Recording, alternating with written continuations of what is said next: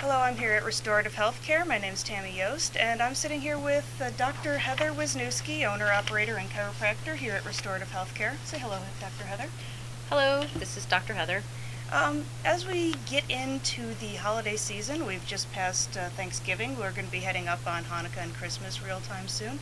A lot of people are dealing with stress. Can you tell me a little bit about how stress affects the body? Yes, stress affects the body in multiple ways. It can affect digestion, it can affect breathing, it can affect joint and inflammation. It can also affect one's ability to cope with stressful events or sudden events that weren't expected. It can also cause and create some problems within heartbeats, heart rate, as well as blood pressure. Okay, so if somebody is experiencing stress, how do they know that it is stress or what to do about that stress? That's dependent on the person and how they perceive stress. You can't necessarily say that this is going to be a stressor, because someone who copes really well and deals with trauma on a regular basis, like a police officer or a paramedic, is going to deal with a situation of stress much differently than someone who is a kindergarten teacher, so to speak.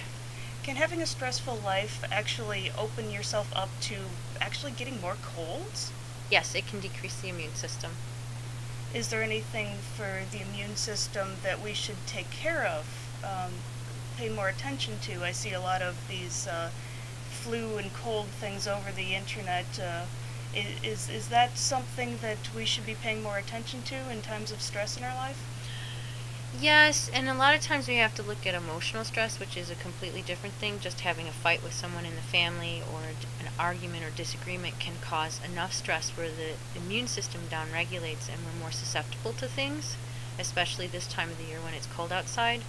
We're best off in regards to protecting ourselves with that, with increasing our antioxidants, which is your C, A, E, especially vitamin A and vitamin D, the fat-soluble vitamins, because those are the most likely that people are deficient in and are much better regulators than necessarily vitamin C and B, because we get a lot of vitamin C and B added into a lot of the processed foods that most people eat.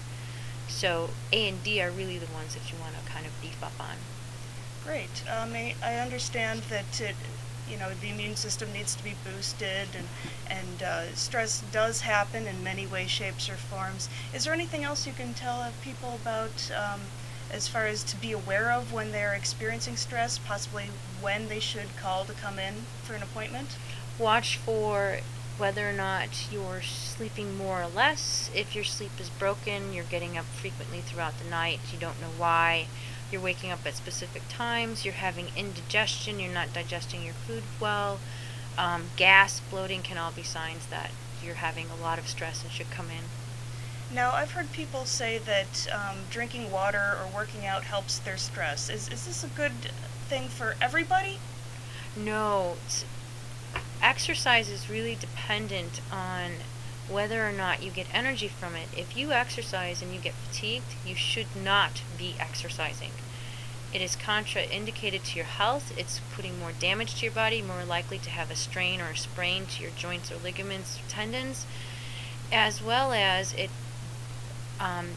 causes a physiological effect on the adrenal glands, which makes it much harder for the body to repair itself over the long term.